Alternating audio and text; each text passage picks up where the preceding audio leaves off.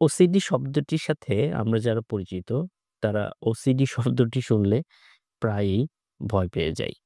OCD বা obsessive compulsive disorder হলো এমনই একটি মানসিক রোগ, যেখানে একজন ব্যক্তির মনে বারবার একই ধরনের চিন্তা আসতে থাকে।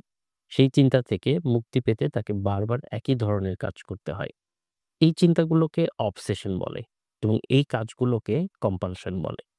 বিশ্ব স্বাস্থ্য সংস্থা বা WHO এর মতে ওসিডি বিশ্বব্যাপী লক্ষ লক্ষ মানুষকে প্রভাবিত করছে।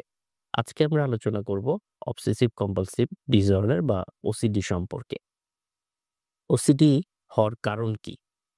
ওসিডি সঠিক কারণ এখন পর্যন্ত জানা যায়নি, তবে মনে করা হয় আমাদের ব্রেইনের নিউরোট্রান্সমিটার, বিভিন্ন জেনেটিক প্রবলেম এবং পরিবেশগত কারণের জন্য ওসিডি হয়ে থাকতে পারে। ওসিডি হলে আমরা বেশ কিছু লক্ষণ দেখতে পাই রোগীর মধ্যে। যেমন, রোগীর মধ্যে একটি ভয় তৈরি হয় ডার্ট অ্যান্ড কন্টামিনেশন বা দূষণের। রোগী মনে করে যে বিভিন্ন ময়লা আবর্জনা তার শরীরে লাগছে, সে দূষিত হয়ে যাচ্ছে অথবা অন্যকে দূষিত করে ফেলছে। এই কারণে রোগী বারবার হাত ধুতে থাকে, অনেক সময় নিয়ে গোসল করতে থাকে। তাছাড়া যে কোনো জিনিস একইভাবে সঠিক নিয়মে সাজিয়ে রাখা, সঠিকভাবে প্রতিটি কাজ করার জন্য অতিরিক্ত মনোযোগ দেয়া এবং সবকিছু নিখুঁতভাবে সাজানোর চেষ্টা করে। তার মনের মধ্যে একটি ভয় কাজ করে এবং বারবার সে চেক করতে থাকে যে সবকিছু সঠিকভাবে আছে কিনা। এছাড়াও রোগীর মধ্যে বিভিন্ন আক্রমণাত্মক চিন্তা আসতে পারে। যেমন, তার সবসময় মনে হতে পারে যে সে নিজে অন্য কারো ক্ষতি করে ফেলবে। কোনো ধারালো অস্ত্র বা কোনো কিছু দেখলে মনে হয় যে এটি দিয়ে সে হয়তো কাউকে একটি ক্ষতি করতে পারে। এই চিন্তাটি বারবার তার মাথায় আসে। বিভিন্ন ধর্মীয় চিন্তা নিয়ে সে অতিরিক্ত চিন্তা করে।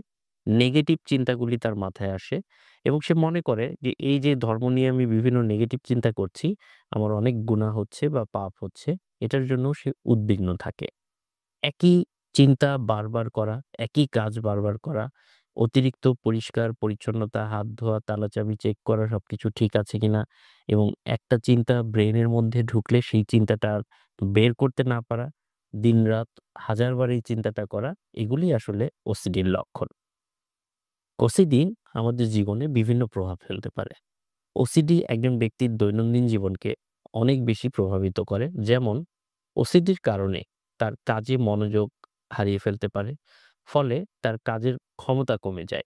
ওসিডি আক্রান্ত ব্যক্তি সামাজিক অনুষ্ঠান এড়িয়ে চলে। ফলে তার সামাজিক জীবনও প্রভাবিত হয়।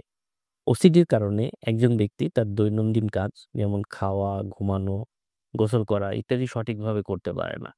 ওসিডি আক্রান্ত ব্যক্তি সবসময় চিন্তিত থাকে, উদ্বিগ্ন থাকে। দীর্ঘদিন ওসিডি থাকলে সে হতাশা বা বিষণ্ণতাতেও আক্রান্ত হতে পারে। ওসিডি থেকে কিভাবে মুক্তি পাওয়া যাবে? ওসিডি আসলে একটি চিকিৎসাযোগ্য রোগ।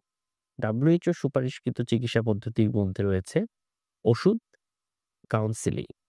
কিছু নির্দিষ্ট ওষুধ, SSRI এবং অন্যান্য গ্রুপের কিছু ওষুধ রয়েছে যা খেলে ওসিডি কমে যায় বা ওসিডি কন্ট্রোলে চলে আসে।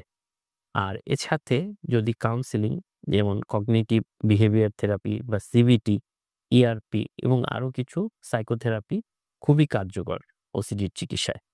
ওসিডির চিকিৎসায় একটি সমর্থন যোগাতে হবে। সবাই একটি গ্রুপে থেকে ওসিডি রোগীকে সমর্থন দিবেন।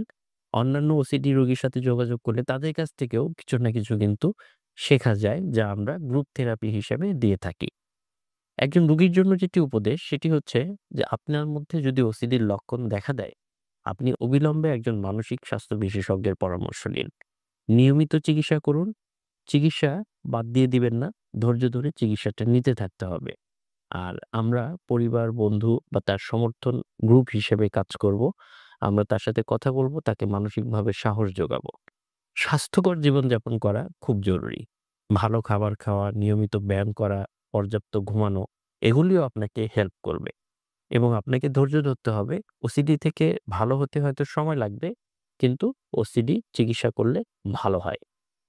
সবশেষে বলতে চাই, ওসিডি একটি সাধারণ সমস্যা মনে করুন এবং এর জন্য লজ্জা পাবার কোনো কারণ নেই। চিকিৎসার মাধ্যমে আপনি সুস্থ স্বাভাবিক জীবনযাপন করতে পারবেন। যদি আপনি নিজে ওসিডি থেকে বের না হতে পারেন, অবশ্যই একজন সাইকিয়াট্রিস্টের পরামর্শ নিন।